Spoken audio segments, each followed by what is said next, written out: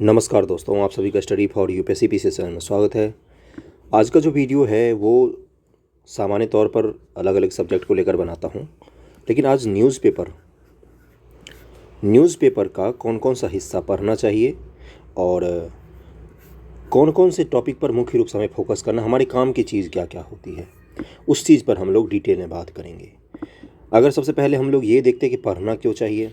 देखो गुरु, न्यूज़पेपर पढ़ना जो होता है ना, चाहे न्यूज़ आप कहीं देखते हैं, आजकल तो आर्टिकल का एनालिसिस यूट्यूब वगैरह पर भी बहुत सारे लोग करवाते हैं, यूपीएससी के रिगार्डिंग भी करवाते हैं। तो अगर यूपीएससी के रिगार्डिंग कोई आर्टिकल है तो वो ज़रूरी नहीं है कि सिर्फ यूपीएससी के बच्चे ही देखेंगे, उसको आप भी देख सकते हैं, जो भी कोई अच्छा करवाता हो, मुझे नहीं आइडिया।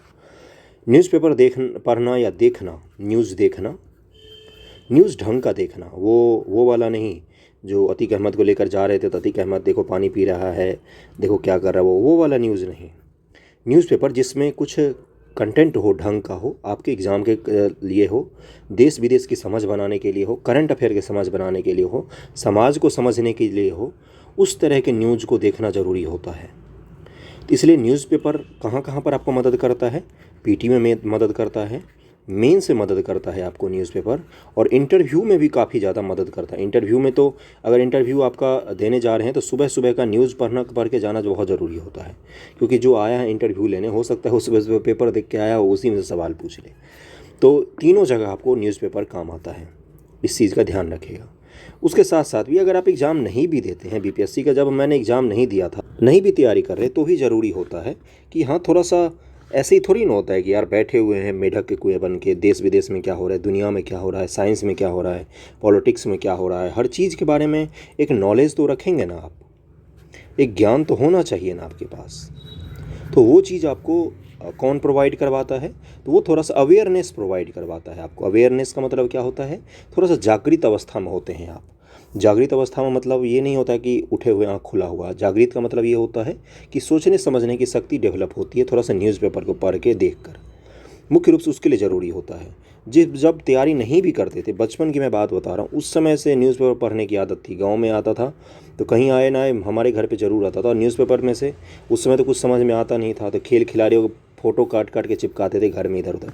एक आदत होता है। फिर धीरे धीरे पढ़ने की आदत पड़ गई, हिंदी इंग्लिश सबके न्यूज़पेपर पढ़ेंगे तो आपको लगेगा कि ये चीज़ कितना ज़रूरी है जानना आपका। अब आते हैं कि न्यूज़पेपर कौन से पढ़ना चाहिए। देखो, इंग्लिश में तो बहुत सारे ऑप्शन रहते हैं गुरु। इंग्लिश में तो जैसे द हिंदू बेस्ट होता है, द हिंदू, इंडियन एक्सप्रेस के बाद टाइम्स ऑफ इंडिया से अच्छा हिंदुस्तान टाइम्स, मुझे लगता है पर्सनली हिंदुस्तान टाइम्स अच्छा लगता है। लेकिन ये न्यूज़पेपर सब जगह अवेलेबल नहीं होते गांव घर में।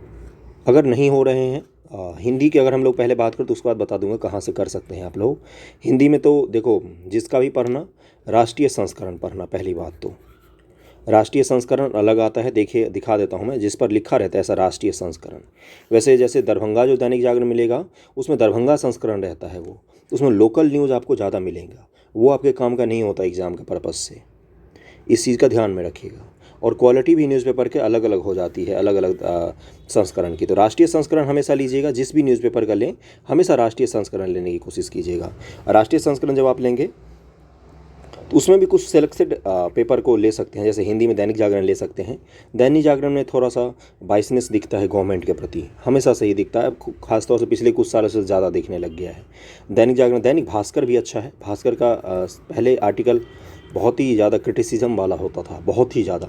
जो क्रिटिकल एनालिसिस एग्जाम में आपसे पूछा जाता है ना कि इस योजना का क्रिटिकल एनालिसिस कीजिए, तो कमियां आपको गिराने में बहुत मदद मिलता था पहले दैनिक भास्कर का। लेकिन इस बीच में थोड़ा सा कमज़ोर हो गया है। और जनसत्ता भी अच्छा होता है जनसत्ता में, लेकिन न्यूज़ से अच्छा उसका आर्टिकल रहता है। आर्टिकल बहुत अच्छा रहता है जनसत्ता। इंडियन एक्सप्रेस का ही हिंदी वाला न्यूज़पेपर है जनसत्ता, ये आपको पता होना चाहिए। इसके अलावा जैसे नव भारत टाइम्स वगैरह हैं, तो ये सब भी अच्छा न्यूज़पेपर है। कोई भी एक न्यूज़पेपर डेली पढ़ना है, कुछ नहीं, नोट्स नहीं बनाना है बैठ कर रोज़ रोज़ न्यूज़पेपर का, वो ज़रूरी नहीं होता है। कुछ अच्छे आर्टिकल दिख गए, उसमें कुछ अच्छा डेटा दिख गया, फैक्ट दिख गया, आंकड़े दिख गए कुछ अच्छे, तो उसको नोट कर लिया, वो अलग चीज़ होता है। समझ रहे हैं ना आप मैं जो समझाने की कोशिश कर रहा हूँ? नहीं तो जनरली उसको नोट नहीं करना होता। अब जैसे दिख गया कि पहली बार कोई चीज़ कहीं पर घटित हुआ है, अपने देश की बात मैं कर रहा हूँ, या किसी खिलाड़ी ने किसी गेम को जीता है, बहुत ही बड़े स्तर पर बहुत बड़ा गेम हो रहा था, तो किसी खिलाड़ी ने उसको जीत लिया, उसको अगर आप नोट कर लेंगे ना तो वो आपका पीटी में फैक्ट काम आ जाता है।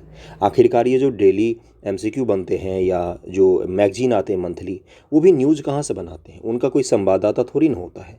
वो भी तो यही वेब पोर्टल सब अलग अलग उठा के और न्यूज़पेपर अलग अलग उठा के उसमें से फैक्ट निकाल के एमसीक्यू के फॉर्मेट में 100 एमसीक्यू डालते हैं, उसका दाम रखते हैं 50 रुपया, और 50 रुपया में आप वही चीज़ खरीद कर लाते हो। तो वो भी तो वहीं से लेते हैं।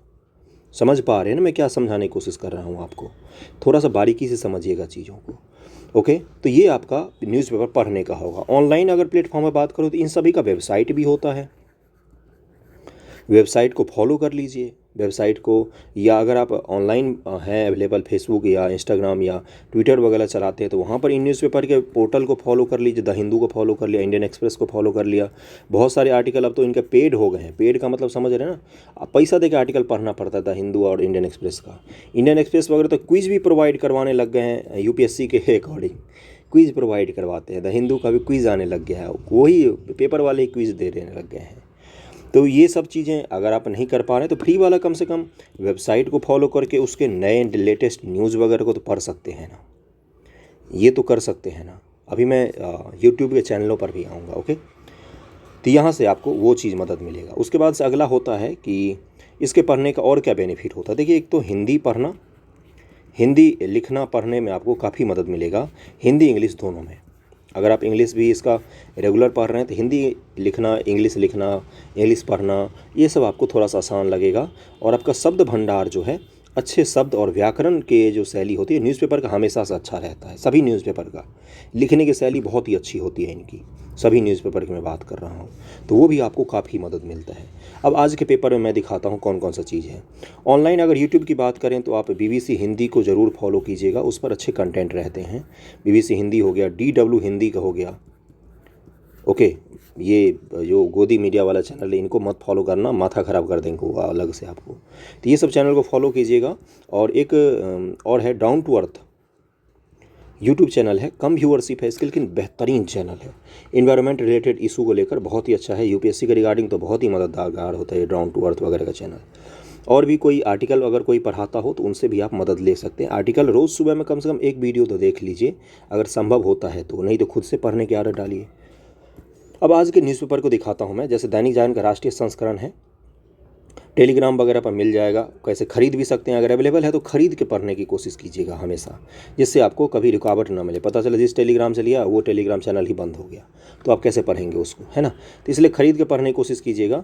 आज का मैं न्यूज़ दिखाता हूँ, कुछ अच्छे अच्छे न्यूज़ आपको। उसके बाद मैं आपको ये दिखा दूँगा कौन कौन सी चीज़ें आपके काम की होती हैं। जैसे पेपर लिया आज का, ये कब का है, ये है 20 अप्रैल 2023 का। ओके, यहाँ पर देखो लिखा हुआ है। सबसे पहला न्यूज़ क्या है? सबसे पहला न्यूज़ है कि विश्व में सर्वाधिक जनसंख्या वाला देश बना भारत। आपको क्या लगता है बीपीएससी हमसे जनसंख्या पूछेगा? पूछ सकता है, चलो मान लो 142 करोड़ हमारी जनसंख्या हो गई है, ये फैक्ट तैयार हो गया होगा। दूसरा फैक्ट आप क्या पढ़ेंगे इससे कि किसने जारी किया है, ये किसने जारी किया है, जारीकर्ता कौन है। उसके बाद देखेंगे सेकंड नंबर पर कौन है, थर्ड नंबर पर कौन है, फोर्थ नंबर पर कौन है, फिफ्थ पर कौन है। डेटा आपके पास आ गया टॉप 10 का। टॉप 10 का उसके बाद एनालिसिस कर लीजिए, देखिए कि पहले दूसरे नंबर पर जितने लोगों की आबादी है, भारत और चीन मिला के, क्या उतनी आबादी टॉप 10 में 8 देश को मिलाकर भी हो पा रही है। इस तरह के लाइन दे देगा आपके स्टेटमेंट बनाकर। या फिर ये देख लीजिए कि टॉप 10 जो देश हैं उसमें एशिया से कितने देश हैं, एशिया महादेश से। उसमें देखिए कि यूरोप के कितने देश हैं, या अमेरिकी महादेश के कितने देश हैं, या उसमें अफ्रीका का कोई देश है कि नहीं है। इस तरह की चीज़ें एनालिसिस होता है, सामने आपके पड़ा होता है लेकिन आपकी नज़र नहीं जाती है उस चीज़ पर, इसलिए मैं नज़र ले जाने की आपकी कोशिश कर रहा हूँ। जैसे टॉप 10 में अगर आप देखेंगे तो आपको एक अफ्रीका का देश दिखता है, नाइजीरिया। उसके बाद से पाकिस्तान भी आपको दिखता है, भारत दिखता है, बांग्लादेश दिखता है आपको। अमेरिका कंटिनेंट का एक ही देश मिलता है, वो है दक्षिणी उत्तरी अमेरिका मिला के, वो है अमेरिका। तीसरे नंबर पर है, जिसकी आबादी कितनी है, 34 करोड़ के करीब में है। भारत की आबादी 142, चीन 140, तीसरे नंबर पर आबादी जिसकी वो है 34 करोड़। ये क्लियर हो गया होगा। इसी तरह के एनालिसिस करते जाना है आपको। न्यूज़पेपर पढ़ेंगे तो अब इन चीज़ों पर नज़र जाना चाहिए ऑटोमेटिक आपका आज से। ओके, अगला न्यूज़ देखिए क्या है। अगला न्यूज़ है कि क्वांटम तकनीक में धाक जमाएगा भारत। बस इसी तरह के हेडलाइन, इस तरह के जो हेडलाइन होते हैं दैनिक जागरण के, वो बड़ा अजीब तरीका का लगता है।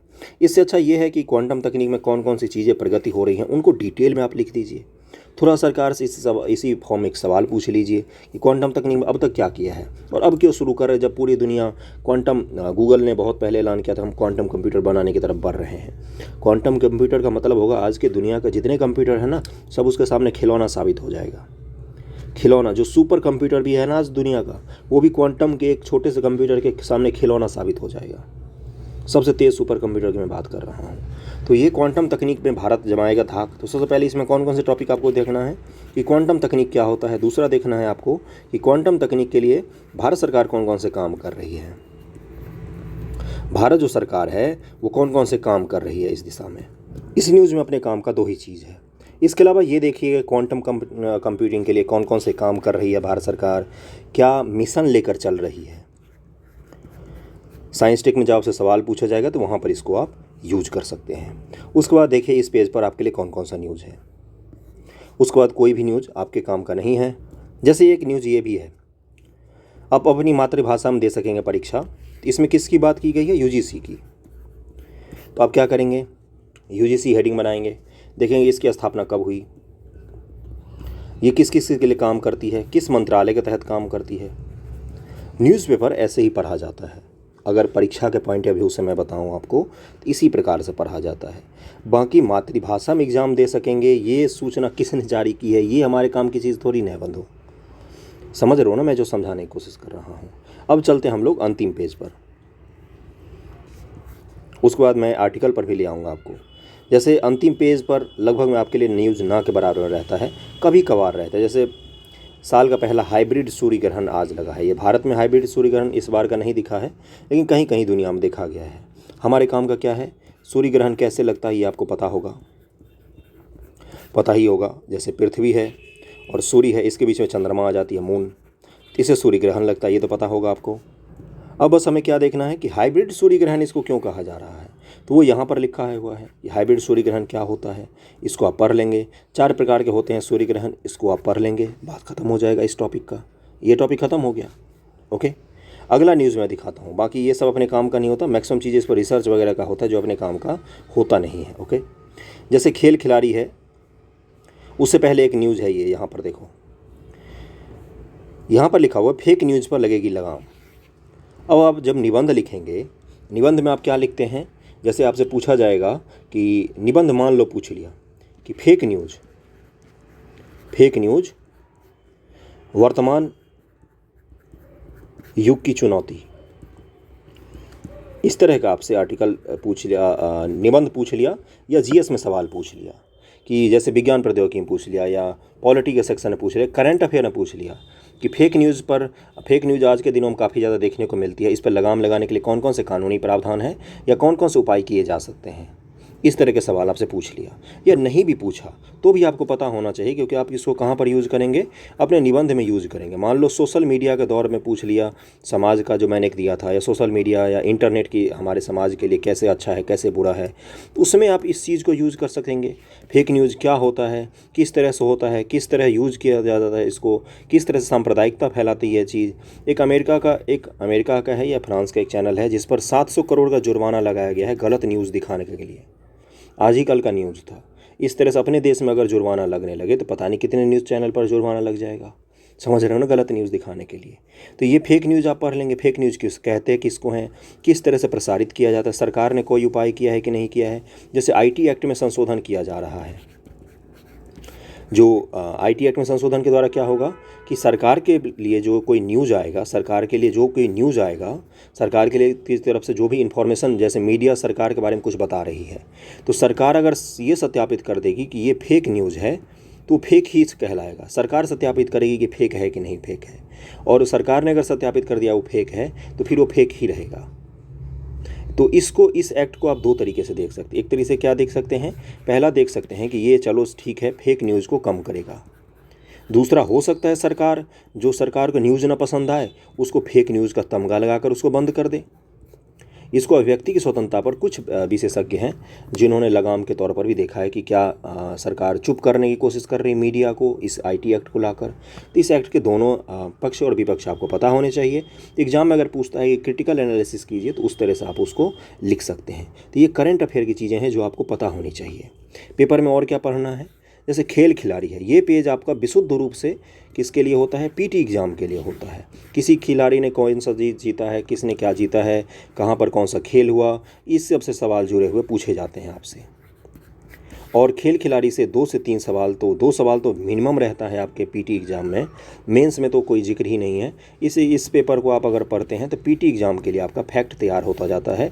ज़रूरी नहीं कि नोट करें, अगर पढ़ भी लिया है, मान लो आर्टिकल पढ़ लिया है कि किस खिलाड़ी ने कौन सा खेल जीता है, कहाँ पर हुआ है, तो एक दिमाग में आइडिया रहेगा। तो जब आप MCQ रिवीजन करेंगे तो उसमें आपको झट से याद आ जाएगा, अच्छा मैंने वो न्यूज़पेपर में पढ़ा था, या एग्ज़ाम में आपको याद आ जाएगा मैंने ये पढ़ा हुआ है।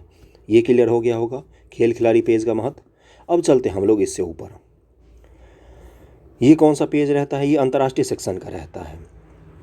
अब अमेरिका के इंस्टीट्यूट है जिसने क्या दिया है, जिसने ये चीज़ बोला है कि जो ब्रिटेन में हिंदू छात्र पढ़ते हैं उनको प्रायः निशाना बनाया जाता है उनके धर्म के कारण से।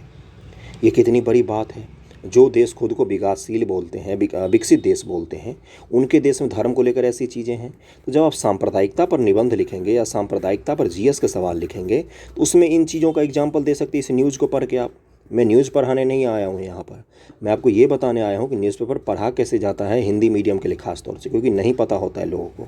मैक्सिमम लोग केवल इंग्लिश मीडियम के लिए निबंध वगैरह का, लेख वगैरह का, न्यूज़पेपर का उसका एनालिसिस करते हैं, लेकिन ये नहीं सिखाते कि पढ़ना कैसे। अगर खुद से सीख जाएगा तब आपको कोई वीडियो ही नहीं देखेगा। तो यहाँ पर इस न्यूज़ को आप पढ़ के सांप्रदायिकता के चैप्टर में या सांप्रदायिकता वाले सवालों में इसका आप इस्तेमाल कर सकते हैं। किसने जारी किया है ये रिपोर्ट, उसको भी आप देख सकते हैं।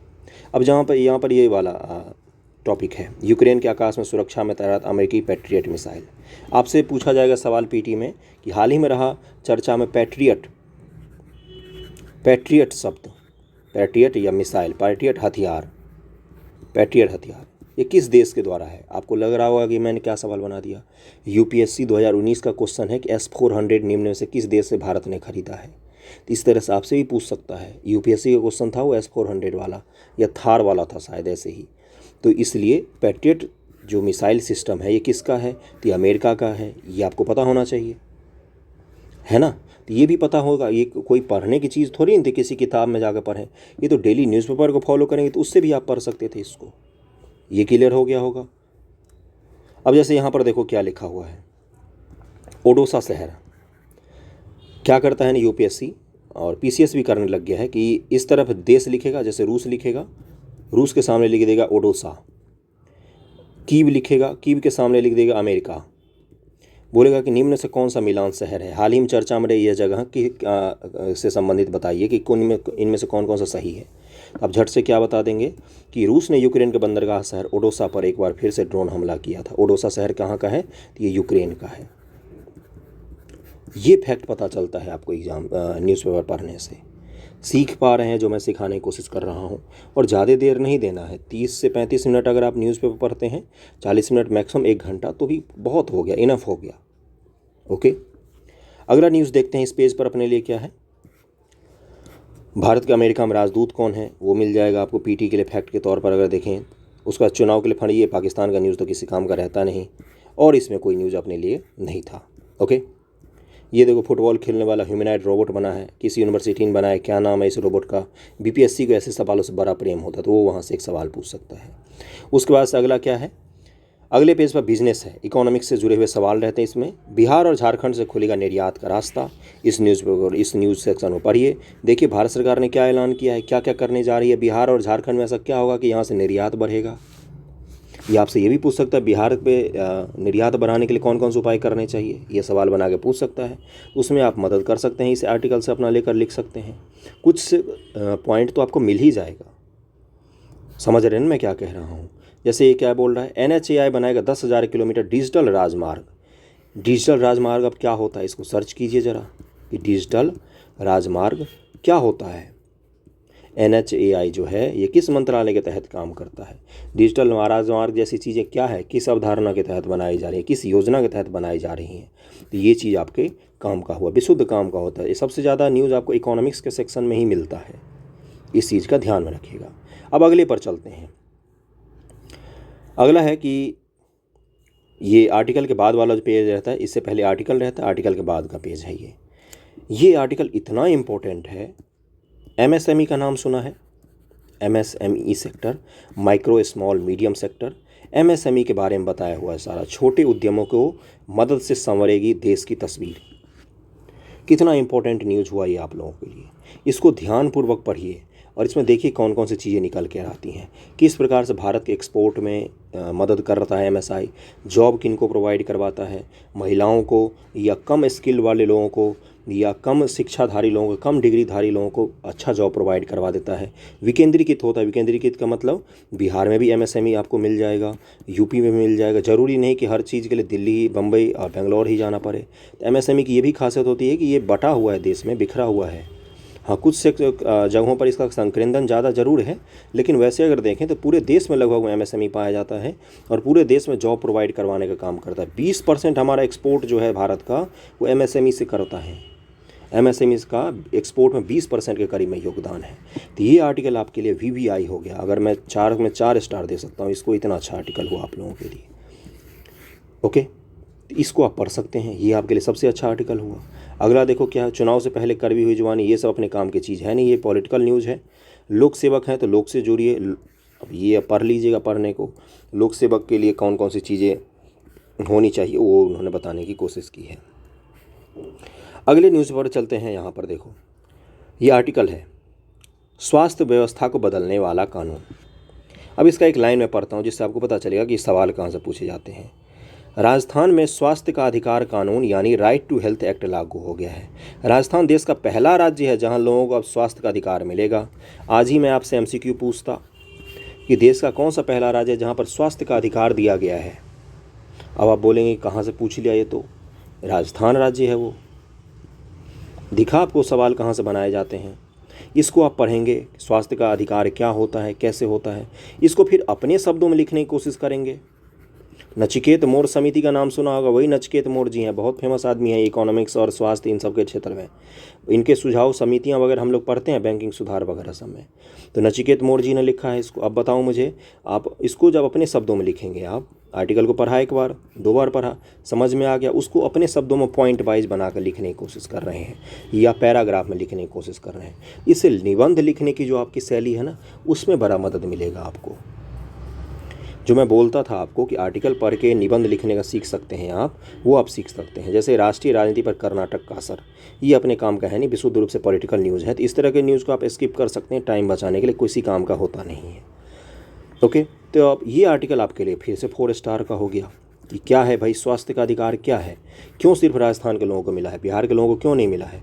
यह सवाल आपसे ऐसे ही पूछ सकता है, खुद ही से लिख सकते बनाकर कि बिहार में स्वास्थ्य का अधिकार की आवश्यकता, इस पर निबंध लिखिए। बिहार में स्वास्थ्य का अधिकार की आवश्यकता। कितना अच्छा निबंध का टॉपिक हुआ ना। समझ में आ रही है चीज़ें। इतने क्रिएटिविटी तरीके से नहीं बताते हैं BPSC के लिए, खासतौर से टीचर्स। बिहार में स्वास्थ्य के अधिकार की आवश्यकता, बहुत ही अच्छा टॉपिक हुआ, अभी के सामने मैंने बनाया।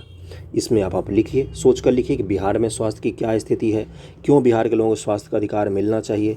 बिहार में आज भी 50% से ज़्यादा लोग गरीबी की स्थिति में रहते हैं, तो इनको तो स्वास्थ्य का अधिकार मिलना ही चाहिए, क्योंकि अधिकांश गरीब जो लोग होते हैं उनमें स्वास्थ्य का हमेशा उल्टा प्रभाव पड़ता है। मतलब गरीब है तो उनका स्वास्थ्य निसंदेह खराब होगा, और ख़राब स्वास्थ्य के कारण भी लोग गरीब हो जाते हैं।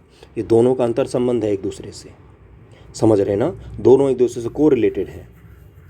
तो इसलिए इस तरह की चीज़ें आपको पता होनी चाहिए। इसको पढ़ेंगे, इसको अपने शब्दों में लिखेंगे, इसको बिहार के परिप्रेक्ष्य में लिखिए, इसको पूरे देश के परिप्रेक्ष्य में लिखिए। उससे आपको बहुत ही अच्छा सा एक आइडिया मिलेगा कि हाँ कैसे क्या पढ़ना है, कैसे नहीं। समझ में आ रहा है। अगला आर्टिकल अपने काम का नहीं है, जनसंख्या नियोजन। ये आप पढ़ सकते हैं कि जनसंख्या 142 करोड़ हो गया है। ये अपने लिए कैसे फ़ायदा पहुंचा सकता है खुद को, भारत को, और कैसे नुकसान पहुंचा सकता है। जनसंख्या का नियोजन किस प्रकार से किया जाना चाहिए, दुनिया ने कौन कौन से तरीके अपनाकर नियोजन किया है जनसंख्या का। नियोजन का मतलब एक ही चीज़ होता है, जनसंख्या पर थोड़ा सा लगाम लगाना। ओके, उसके बाद से अगला एक टॉपिक है। यहाँ पर देखो, ये जो हिस्सा रहता है ना दैनिक जागरण का, ये आपको अमूर्त विषय जो होते हैं ना निबंध के, उसको लिखने में मदद करता है। हर दिन कुछ न कुछ ऐसे ज्ञान भरी चीज़ें यहाँ पर लिखी रहती हैं। ज्ञान मतलब आत्मा, परमात्मा, जीवन, मरण, इस तरह की चीज़ें। अच्छा रहता है पढ़ने पर। अमूर्त विषय के लिए आपको अच्छा सा एक शैली मिल जाता है लिखने का। ओके बंधुओं, आर्टिकल के बाद आगे बढ़ते हैं, देखते हैं कहीं पर और कोई न्यूज़ है कि नहीं।